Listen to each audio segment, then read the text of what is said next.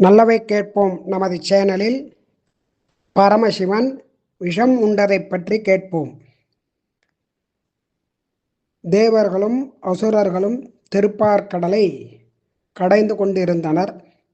அப்பொழுது அதிலிருந்து பல வஸ்துக்கள் தோன்றியது. அப்படி தோன்றும் பொழுது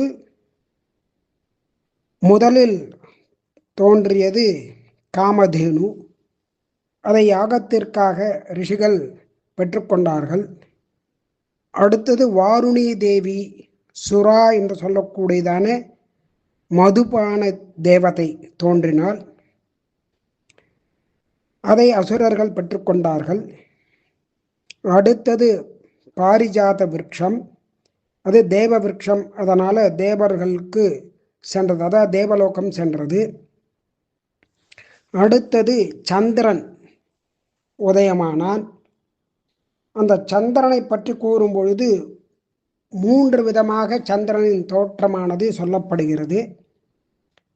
வேதமானது சந்திரமா மனசோ ஜாதகா அப்படின்னு பகவானுடைய மனதிலிருந்து சந்திரன் பிறந்தான் என்று கூறுகிறது.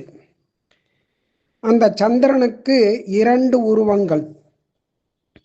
ஒன்று இந்த க்ஷீர சமுத்திரத்திலிருந்து, திருப்பார்கடலிலிருந்து கடையும் பொழுது தோன்றியதான சந்திரன். அதை பரமசிவன் தன்னுடைய தலையிலே தரித்து கொண்டார். இன்னொரு சந்திரன் அத்திரி மகரிஷியினுடைய கண்ணிலிருந்து தோன்றியது. அது பகவானுடைய ஒரு பிரேரணையினால் உலகத்திற்கு வெளிச்சம் கொடுக்கும்படியாக, ஆகாசத்திலே இருக்கும்படியாக ஒரு சந்திரனாக தோன்றியது என்று சந்திரனுடைய பிறப்பை பற்றி 3 விதமாக சொல்லப்படுகிறது. அடுத்தது ஹாலாகல விஷம் தோன்றியது. அது கொடிய விஷம். அது அக்னி போல 4 புறமும் கொழுந்து விட்டு எரிந்தது. அந்த அக்னி போல இருக்கக்கூடிய அதனுடைய வெப்பமானது, சூடானது தாங்க முடியாமல் உலகம் அனைத்தும் கொந்தளித்தது. உடனே எல்லோரும் சென்று பரமசிவனிடத்திலே பிரார்த்தித்து கொண்டார்கள். ஒரு ஆபத்தான காலம் வந்துவிட்டது, எங்களை காப்பாற்ற வேண்டும், இந்த விஷத்திலிருந்து எங்களை காப்பாற்ற வேண்டும், அபயமளிக்க வேண்டும் என்று பிரார்த்தித்து கொண்டார்கள். உடனே பரமசிவனானவர் ஏற்கனவே ஹேமபர்வதத்திலே நாராயணனை மானசீகமாக ஆராதனம் பண்ணினவர். அவர் இப்பொழுது பரமாத்மாவான சர்வேஸ்வரன் தேவாசுரர்களை கொண்டு இந்த கடலை சமுத்திர மதனம் செய்து கொண்டிருப்பதால், நான் இந்த ஒரு ஆபத்தான காலத்திலிருந்து உங்களை எல்லாம் காப்பாற்றுகிறேன், அந்த சர்வேஸ்வரனுடைய கிருபையினால எனக்கும் மக்களுக்கும் க்ஷேமம் உண்டாகட்டும் என்று பார்வதியினிடத்திலே சொல்லி அந்த விஷத்தை பருகினார் உமாபதி. இந்த பகவானுடைய பிரபாவம் யாருக்கு நன்னா தெரியறதோ அவர்களெல்லாம் பகவான் செய்யக்கூடியதான அந்த காரியங்களுக்கு உதவி செய்வார்கள் அப்படிங்கிறது இந்த பரமசிவனுடைய காரியத்திலிருந்து நமக்கு தெரிகிறது. இவர் அந்த விஷத்தை பருகிறார். அப்பொழுது அந்த விஷமானது தன்னுடைய வீரியத்தை அவரிடத்திலேயே காண்பிக்கிறது. அதனால் பரமசிவன் என்ன பண்ணினார், தன்னுடைய கழுத்திலேயே அதை நிறுத்தி கொண்டார். அது அவருடைய கழுத்துக்கு ஒரு ஆபரணமாக மாறிற்று. அன்று முதல் அவருக்கு நீலகண்டன் அப்படிங்கிறதான பெயரானது ஏற்பட்டது. இப்படி மிக கொடியதான விஷம்.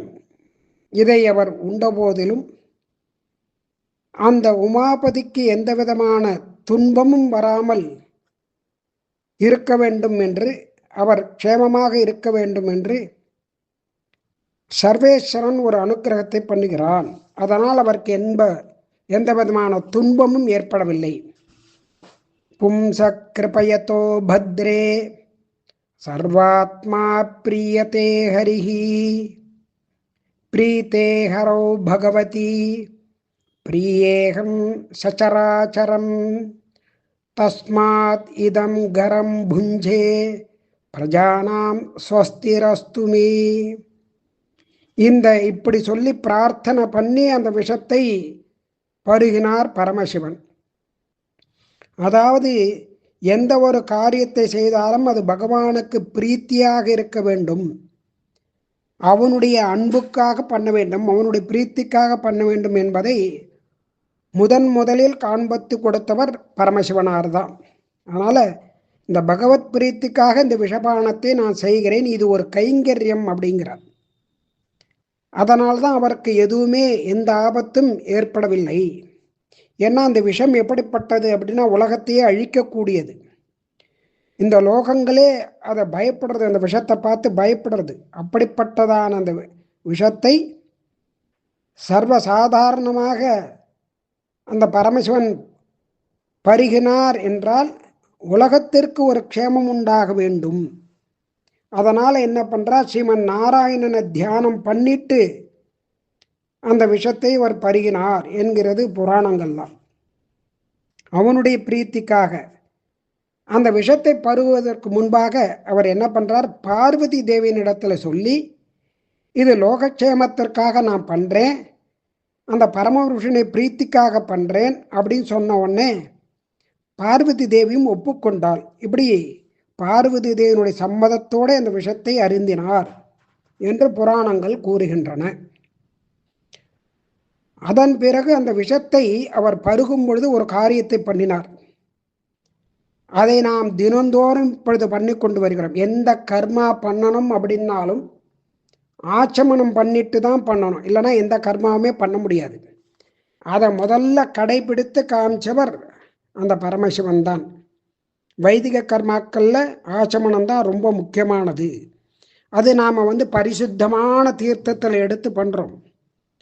அப்படி அந்த தீர்த்தத்தினால் ஆச்சமனம் பண்ணும்போது அச்சுதாய நமஹ, அனந்தாய நமஹ, கோவிந்தாய நமஹான்னு சொல்லி 3 திருநாமங்களை சொல்லி 3 தடவை தனித்தனியாக அந்த சுத்தமான தீர்த்தத்தை பருகணும் அப்படிங்கிறது சாஸ்திரம். ஏன் இந்த 3 திருநாமங்களை சொல்லணும், ஏன் சாஸ்திரம் இப்படி சொல்கிறது? வேற பெயர்களை சொல்லலாமே பகவன் நாமாவை, இது எதுக்கு சொல்லணும் அப்படின்னு கேட்டால் நாமத்திரய விதானம்னு ஒரு பிரகரணம் இருக்குது. அதில் இந்த பரமசிவன் விஷத்தை அருந்தும் பொழுது அச்சுதா, அனந்தா, கோவிந்தா அப்படின்னு 3 பெயர்களை உச்சரித்து அதை மந்திரங்களுக்கு முன்னும் பின்னும் பிரணவத்தை சேர்த்துண்டு முதல்ல பிரணவமும் அடுத்தது நமகாங்கிறதையும் சொல்லி அதை சேர்த்து ஜபித்தாராம். ஜபித்து அந்த கொடிய விஷயத்தை அவர் விஷத்தை அவர் பருகினார். அதனால் அவரை அது அந்த விஷமானது ஒன்றுமே பண்ணலை, அவரை அழிக்கலை. அந்த விஷத்தினுடைய தன்மையை இவரே அழிச்சுட்டார், அதை தரிச்சுட்டார் அந்த விஷத்தை. அதனால் விஷதரன் அப்படிங்கிறதான பெயர் பரமசிவனாருக்கு ஏற்பட்டது. அதனால்தான் ஒவ்வொரு தடவையும் ஆச்சமனம் பண்ணும்போது இந்த 3 மந்திரங்களை சொல்ல வேண்டும். ஒரு ஜலதோஷத்தினாலோ நீரில் ஏற்பட்டிருக்கக்கூடிய ஒரு தூசி, அழுக்கு இவைகளினாலோ ஏற்படக்கூடியதான தீமைகள் இந்த மந்திரங்களை சொல்லி ஜபித்து உட்கொள்வதால் எதுவுமே ஏற்படாது, அந்த தோஷங்கள்லாம் போயிடும் அப்படின்னு சொல்கிறது. அதுதான் அந்த நாமத்திரை விதானத்தில் சொல்லியிருக்கு. அச்சுதானந்த கோவிந்த மந்திரானுஷ்டுபம் பரம், அச்சுதானந்த கோவிந்த மந்திரம் அனுஷ்டுபம் பரம், ஓம் நமஸ்புடீகிருத்திய ஜபன் விஷதரோ ஹரஹா. ஹரஹான்னா பரமசிவன். அவர் இந்த சம்புட்டீகரணம், இந்த அச்சுதா அனந்தா கோவிந்தாங்கிறதுக்கு முன்னால் இந்த பிரணவத்தையும் நமகாங்கிறதையும் சேர்த்து அதை சொல்கிறார்.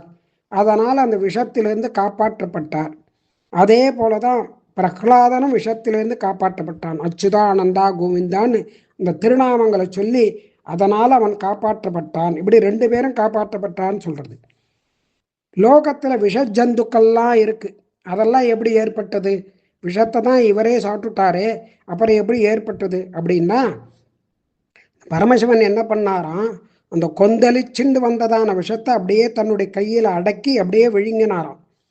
அப்படி விழுங்கும் பொழுது கைகளினுடைய விரல் சந்துகளிலேருந்து வழிந்து கீழே விழுந்துதான் விஷம். அதை தேள், பாம்பு போன்ற ஜந்துக்களும் விஷப்பச்சிலை தாவரங்களும் அதை அப்படியே சுவீகரிச்சுண்டு தான். அதனால தான் சில பச்சிலைகளில் விஷம் இருக்கும், கொடிய விஷம் இருக்கும், தேளுக்கு விஷம் உண்டு, பாம்புக்கு விஷம் உண்டு. இப்படி அதனால் வந்தது. இப்படி விஷம் தோன்றியது. அதன் பிறகு தன்வந்திரி பகவான் தோன்றினார் திருப்பார்கடலிலிருந்து. அதற்கு மேலே எவைகள் வந்தவை என்பதை நாளை கேட்போம்.